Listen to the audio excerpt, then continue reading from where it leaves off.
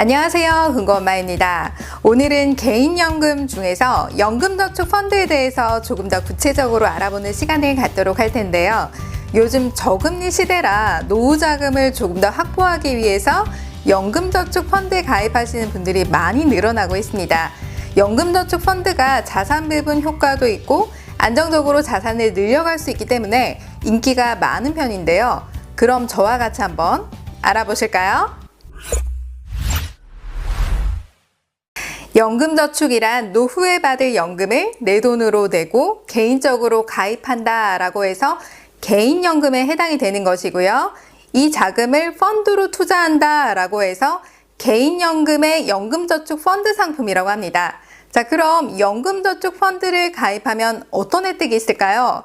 첫 번째로 과세이연 효과가 있습니다. 즉, 연금저축펀드를 운용할 때 수익이 생기면 보통 예금이자처럼 15.4% 세금을 내야 하는데, 자, 이걸 연금 수령 시까지 과세된 세금을 연계시켜 주겠다, 즉 연장시켜 주겠다라고 해서 과세 이연 효과가 발생합니다. 두 번째로 근로자 및 개인 사업자 등 소득이 발생하게 되면 매년 정부에 세금을 내야 되는데, 자, 연금저축펀드를 가입한 후 매년 납입액의 16.5%에 해당하는 만큼 세금을 깎아주겠다라는 것입니다. 즉 다시 말해서 세액공제 혜택도 누릴 수 있습니다. 자, 세 번째로 연금 개시가 되면 과세 이연된 부분을 내는 게 아니라요, 연금 수령 시기에 따라서 3.3%에서 5.5% 사이의 연금소득세를 납부하시면 되는데, 자, 세액공제 받은 납입 금액과 운용 수익에 대해서 내는 것이고요. 세액공제를 받지 않은 부분에 대해서 납입을 하신다면 비과세 혜택도 누릴 수 있습니다. 자, 그럼 이렇게 연금저축펀드 혜택이 정말 좋은데 가입 조건은 없을까요? 네, 있습니다. 자, 연금저축의 가입 기간은 5년 이상 유지를 하셔야 되고요. 자, 그리고 만 55세 이상부터 연금 수령이 가능합니다. 자, 그럼 연금 수령을 받을 때는 몇 년 이상 나눠 받아야 될까요? 네, 10년 이상 나눠 받아야 됩니다. 또 여기서 중요한 것은 5년을 의무납입하는 게 아니라요, 5년의 가입 기간만 지키면 된다라는 것입니다. 즉, 여러분들이 연금 펀드를 납입을 하게 될 때 자유롭게 납입을 할 수가 있기 때문에 내가 여유가 되면 불입을 하고 여유가 안 되면 불입을 안 해도 가능한 상품입니다. 단 세액공제를 받고 있는데 중도에 돈이 필요해서 인출을 하게 되면 어떻게 될까요? 네, 세액공제 받은 금액에 대해서는 페널티가 적용이 되고요. 세액공제를 받지 않은 부분에 대해서는 페널티 적용이 없습니다. 자, 그러니까 연간 1,800만 원까지 불입은 가능한데 이 중에서 400만 원까지만 세액공제가 되기 때문에 여러분들이 연간 400만 원을 이 연금저축펀드에다 입금을 하고 인출을 하게 되면 당연히 페널티가 붙게 되는 것이고요. 자, 그렇지 않고 400만 원을 초과해서 불입한 금액에 대해서 인출을 하는 것은 비과세 적용이 된다라고 생각하시면 됩니다. 자, 그리고 또 이렇게 생각하시는 분들도 계세요. 자, 그럼 가입한 펀드를 파는 것, 즉 환매하는 것도 페널티가 있나요? 라고 물어보실 수 있으실 겁니다. 자, 이 돈은 연금 계좌에서 인출만 안 하시면 되는 거예요. 그러니까 연금 계좌 내에서 샀다 팔았다 샀다 팔았다 하는 것은 얼마든지 수백 번 해도 상관이 없습니다. 보통 펀드는 90일 이내에 환매를 하게 되면 환매 수수료가 있잖아요. 자, 그런데 이건 없다라고 생각하시면 됩니다. 그럼 연금저축펀드는 어디에서 가입해야 할까요? 자, 여러 금융기관들이 있겠지만 몇 군데를 대표적으로 보시게 되면 삼성증권, NH투자증권, 기업은행, 신한은행, 한국포스증권, 하나은행 등 여러 군데서 가입할 수 있습니다. 요즘에 모바일 어플을 통해서 이런 금융사들의 어플을 깔고 여러분들이 쉽게 가입할 수 있다라고 보시면 됩니다. 자, 그럼 연금저축펀드를 가입하고 싶어요 라고 하면 어떻게 해야 된다고 그랬죠? 자, 여러분들이 거래하는 가장 편한 금융사 어플을 깔고요. 먼저 연금 계좌부터 개설을 해야 됩니다.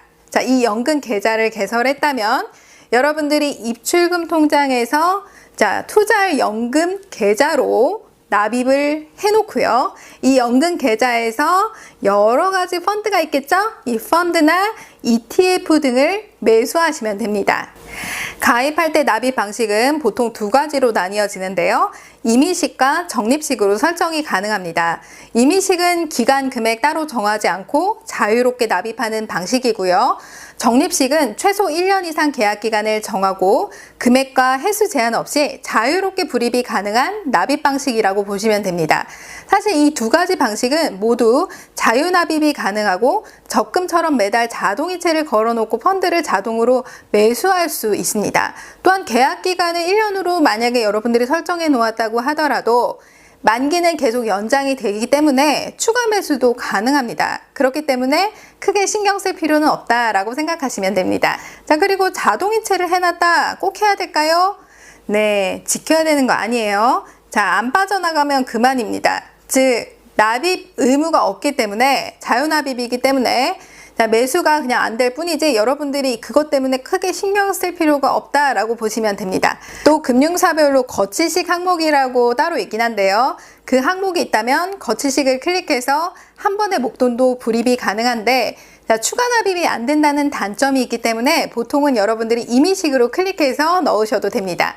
그리고 납입 방식에서 큰 차이가 나질 않지만 자, 환매 수수료를 부과하는 내용에 따라 이 두 가지 납입 방식에서 유리한지 유리하지 않은지 조금은 차이가 날 수 있는데 펀드에서만 그런 거고요. 일반 펀드를 매수하실 때만 그런 거고 연금저축 펀드를 매수할 때는 환매 수수료가 없기 때문에 여러분들은 어떤 납입 방식을 선택해도 크게 상관이 없다라고 보시면 됩니다. 자, 그럼 연금 펀드 어떻게 투자해야 할까요? 여러분들이 보통 펀드를 매수하기에 앞서서 가장 먼저 하는 게 있죠. 바로 투자 성향을 파악하는 것인데요. 이걸 정확하게 제대로 하지 않으면 손실을 보고 있을 때 잠이 안 올 수도 있겠죠. 자, 그럼 노후에 쓸 연금인데 안정적으로 잘 굴리려면 어떻게 해야 될까요? 자, 내가 투자하고 있는 자금을 잘 배분해 놓아야 됩니다. 자, 그럼 어떻게 잘 배분해 놓을 수 있을까요? 크게 두 가지로 나뉠 수 있는데요. 자, 주식과 채권으로 나눌 수 있습니다.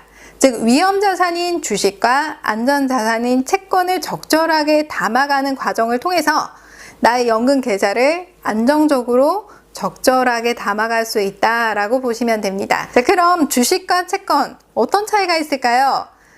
왜 주식은 위험자산이고 채권은 안전자산인지를 아셔야 여러분들이 펀드를 잘 고르실 수 있겠죠? 예를 들어 볼까요? 한 회사가 잘 성장하려면 뭐가 잘 돌아가야 되죠? 네, 돈이 잘 돌아가야 됩니다. 자, 그래야 회사가 성장하고 잘 뻗어나갈 수 있겠죠. 아무리 좋은 기술을 가지고 있어도 회사의 자금이 부족하다면 어떨까요? 공장도 증축해야 되고 시설 투자도 해야 되고 연구원도 더 뽑아야 되고 자, 이러려면 무엇보다도 충분한 자금력이 필요하기 때문에 회사는 크게 두 가지를 통해서 자금 조달을 받는다라고 보시면 됩니다. 자, 바로 그게 주식과 채권입니다. 즉, 주식으로 투자자들을 모으고요. 채권으로 돈을 빌려줄 사람을 찾는다라고 보시면 됩니다. 주식에 투자한 투자자들은 발행한 주식을 사서 회사가 잘 돌아가고 영업 수익이 많이 나면 그에 합당한 배당도 받고 주식 가격도 덩달아 오릅니다. 자, 그런데 회사가 잘 안 돌아가면 적자가 나면서 주식 가격도 떨어지고 또 금전적 손실도 보게 되는 것이죠. 자, 말 그대로 투자자이기 때문에 수익과 손실을 모두 감당하는 것입니다. 자, 그럼 회사에서 발행하는 또 한 가지 주식 말고 뭐가 있다고 그랬죠? 채권을 발행한다라고 했습니다. 채권을 발행해서 일정 기간 돈을 빌려줄 사람을 찾아서 원금과 이자를 만기에 주기로 약속합니다. 그럼 채권을 산 사람들은 회사가 잘 되든 안 되든 망하지만 않는다면 원금과 이자를 만기에 받아가기만 하면 되니까 주식보다는 비교적 많이 안정적이라고 보시면 됩니다. 하지만 기업이 잘 나갈 때는 정해진 이자만 딱 받아가니까 조금은 배 아플 수도 있습니다. 이렇게 비교적 위험할 수도 있지만 기업과 함께 성장하면서 수익이 날 수도 있기 때문에 주식을 위험자산이라고 하는 것이고요. 또 회사가 망하지 않는 한 정해진 원금과 이자를 확실하게 돌려받을 수 있기 때문에 채권을 안전자산으로 분류합니다. 여러분 이해 가시나요? 그럼 여러분 제가 질문 하나 드려볼게요. 만약 1,000만 원을 A라는 기업에 투자한다면 자, 여러분은 주식과 채권 중 어떻게 투자를 하고 싶으신가요? 난 안정적으로만 갈 거야 라고 하면 자, 이 회사의 채권만 사실 거고요. 아, 난 양념 반 후라이드 반이야. 즉 채권 반 주식 반 섞어서 위험성과 안전성을 추구하면서 가겠어 라고 하시는 분들도 계실 겁니다. 또 어떤 분은 난 이 기업이 잘 될 거라고 생각해. 그러니까 손해는 이 정도는 감수할 수 있어 라고 하시면서 주식만 투자하시는 분들도 계실 거예요. 자, 그렇다면 여러분들은 어떤 투자 성향을 가지고 계신가요? 이처럼 펀드를 여러분들이 매수하기 위해서는 내가 어떤 투자 성향을 가지고 있는지 먼저 파악하는 게 가장 올바른 투자를 하고 있다라고 볼 수 있습니다. 그래서 여러분들이 펀드를 사러 은행이나 증권사에 가면 가장 먼저 하는 게 뭔가요? 네, 투자 성향 파악하기입니다. 자, 이게 얼마나 중요한지 아시겠죠? 따라서 여러분들이 펀드를 가입할 때 위험 비중이 높은 주식형 펀드로만 가입할지, 안전한 채권형 펀드로만 가입할지, 그리고 안전성과 위험 비중에 따라 분배한 주식과 채권을 혼합한 혼합형 펀드에 가입할지 여러분들이 상품을 보고 정하시면 됩니다. 자, 그리고 펀드는 국내 펀드만 가입을 하시는 분들도 계시고요. 난 국내 펀드만 가입하면 좀 불안해 라고 하시면 해외 펀드 비중도 같이 가져가시는 분들도 계실 겁니다. 따라서 이러한 투자 자산을 적절하게 배분해서 안정적인 수익을 만들어내실 수 있는 거고요. 또한 여러분들이 현재 나이에 맞게 자산 배분도 하실 수 있습니다. 100 빼기 나이 법칙이라는 거 들어보셨나요? 100에서 여러분들의 나이가 만약 40세다 라고 하면 60이 남겠죠? 60%는 주식에 40%는 채권에 담아갈 수 있습니다. 자, 이런 식으로 비중을 나이에 맞게 맞추셔도 됩니다. 자, 이걸 통해서 알 수 있는 것은 연금을 노후에 안정적으로 받아가는 게 중요하기 때문에 나이가 들면 들수록 안정적인 자산의 비중을 높이는 게 더 중요하다라는 것을 잊지 마시길 바랍니다. 자, 그렇다면 다음 시간에는 연금저축 펀드에 들어가는 펀드와 ETF의 개념을 알아보고 여러분들이 매수를 할 때 무엇을 고려해야 되는지 알아보도록 하겠습니다. 여러분, 오늘 영상 도움이 되셨나요? 도움이 되셨다면 좋아요와 구독하기 눌러주세요.